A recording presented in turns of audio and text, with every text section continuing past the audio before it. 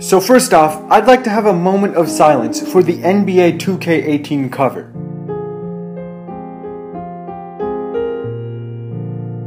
The 2K18 cover is basically worthless at this point, but no worries. It's a good thing I had a backup.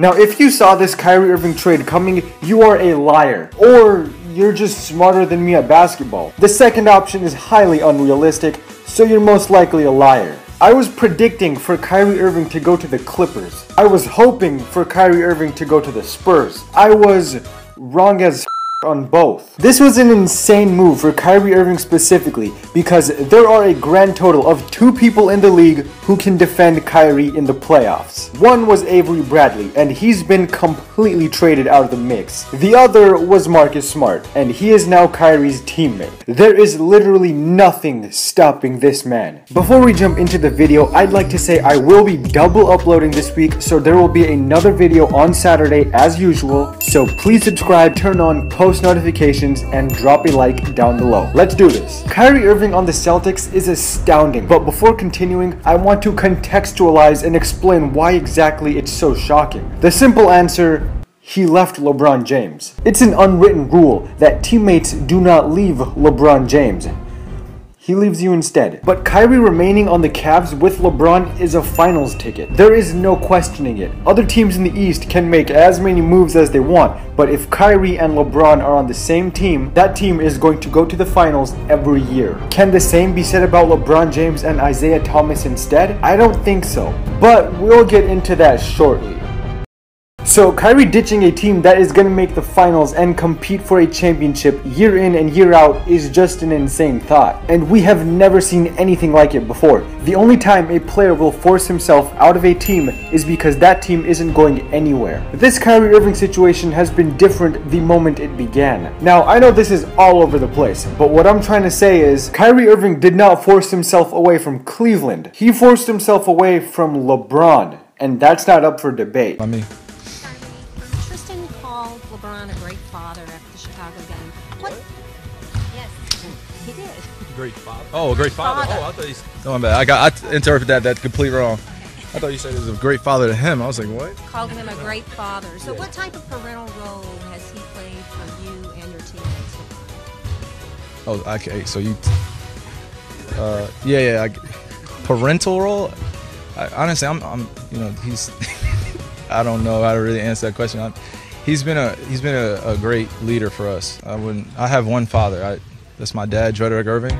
Now let's start with the Celtics versus Cleveland. As absurd as this may sound, I truly believe the Celtics are now just as good as the Cavs. A lot of this has to do with where I stand on the Kyrie versus Isaiah Thomas debate. And here is where I stand. Kyrie Irving is a lot better than Isaiah Thomas. A lot better. Better in ways the box score will not quantify. Ask yourself this. The playoffs begin. You either have a fresh Kyrie Irving or a fresh Isaiah Thomas. Who do you pick? The finals begin. You either have a fresh Kyrie Irving or a fresh Isaiah Thomas. Who do you pick? I know my answer to both of those questions, and I know your answer too. So let's not lie to ourselves or try to convince anyone otherwise. From hardcore to casual fans, you just naturally have more trust and confidence in Kyrie Irving. And that is something that isn't measured on a stat sheet. Look no further than the trade itself. I haven't paid much attention to Danny Ainge.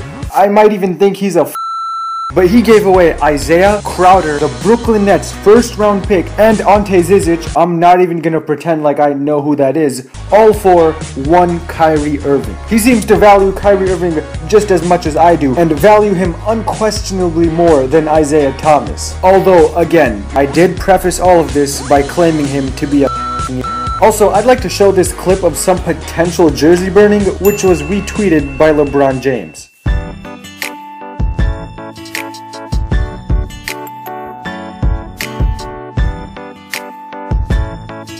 Oh, so you mean to tell me when LeBron leaves, after all he's done, you burn his jersey, but Kyrie Irving leaves and he gets a full-on blowjob. You Clevelanders truly make me sick, down to my stomach.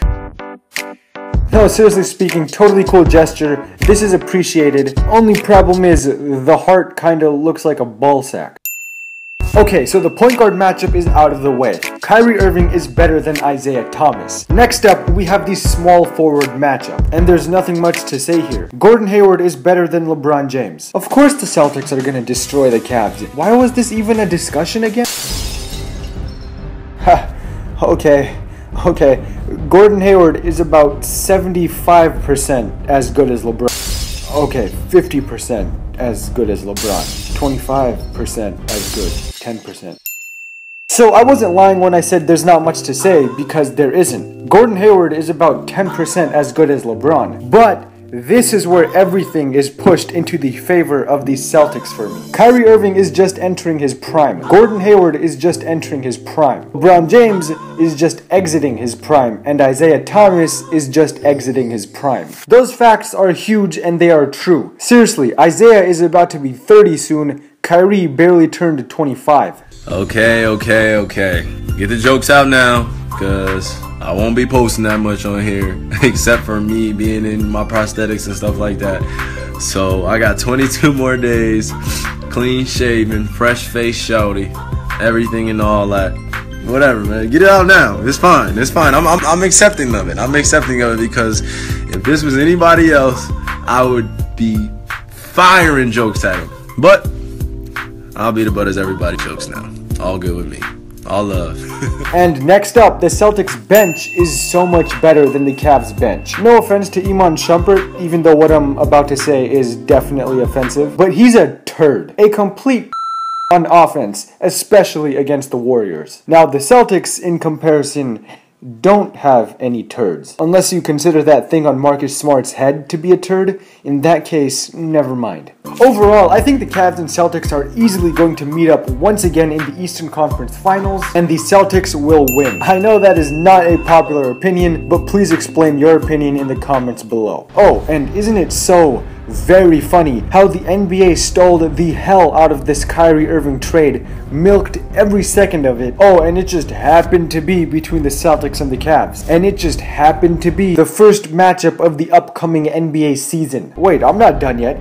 The second biggest trade of the offseason was Chris Paul to Houston, making Houston one of the biggest threats to Golden State. And take a wild guess what the second matchup. This league can be very disgusting, and Adam Silver deserves to be lynched.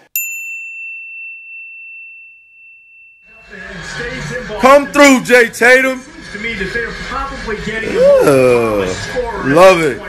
Love it. Love it. More than fair to say. I think Jason Tatum. That guy is nuts. Shooting. True Boston fan right there. Prospects that were available right there. The best. Happy for you, bro. Yes, sir. Player, which has never been done in the ACC tournament before. But a young man that you can put him in isolation and he can make a bucket.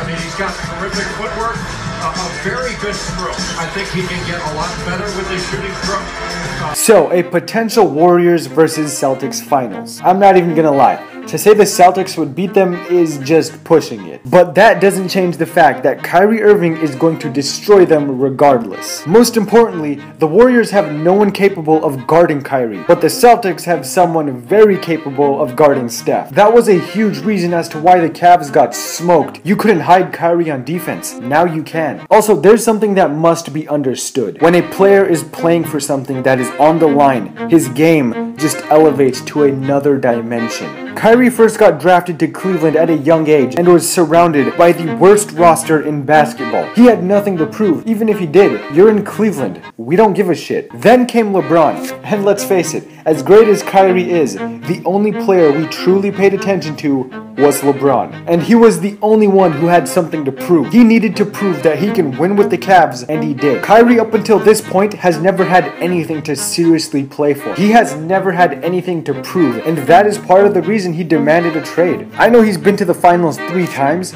but now he has a chip on his shoulder. And even if he loses to the Warriors in the finals, it's gonna be a fight. And seriously speaking, the Rockets and Spurs could potentially make the finals as well next year. So it's shaping up to be a classic NBA season, but for now, Golden State is the team to beat.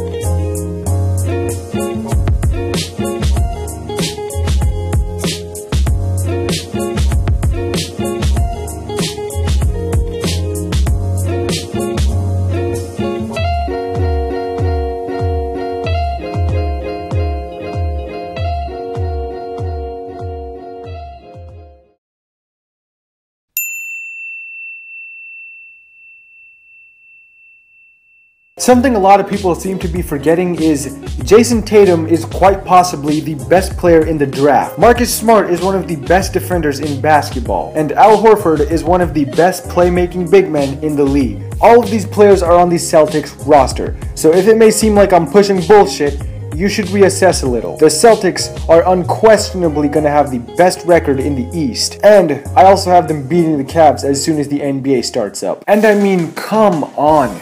With LeBron on the same team as him, Kyrie had to literally shift his beliefs about the Earth's astronomy just to get some fucking attention. He had to say the Earth is flat just to get some headlines.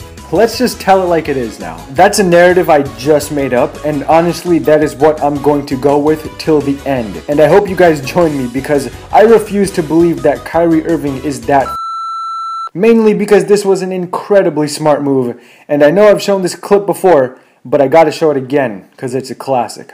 Good for you, Kyrie. Good for you. You deserve to play in a city where you could get a decent bowl of sushi on a Tuesday night. I'm fucking proud of you. Good move. And LeBron, you up.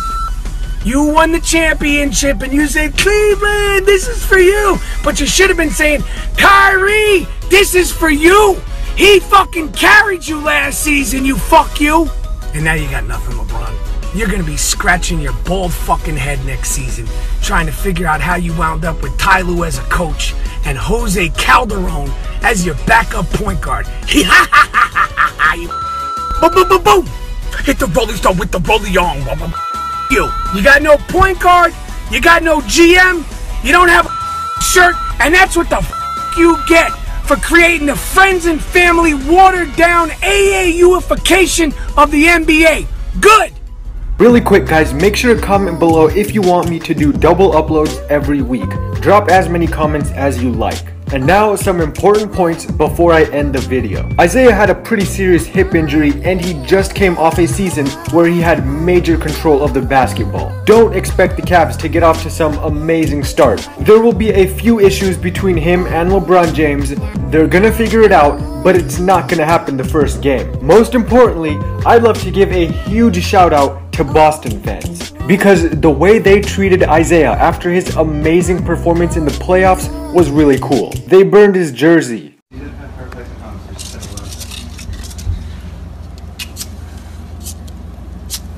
No. Okay, now I've made jokes about how all Celtics fans are racist in previous videos, and that did not end well in the comment section. So I'm not gonna go there this time, but this clip shows the difference in maturity between Cavs fans and Celtics fans. And for the record, I don't think Boston fans are racist, it just so happens to be one of the best ongoing memes. So just go with it. I don't even know where to start. Isaiah and Kyrie, somehow or another, we gotta blame LeBron James. You fuck you. And like I said, I'm pretty sure Cavs fans have now proven to be more mature than Celtics fans. There is a huge difference between the two. Isaiah leaves and gets his jersey burned. Kyrie leaves and gets his jersey burned, apparently. You can't put anything past Team 10. I mean, you cannot be serious with this.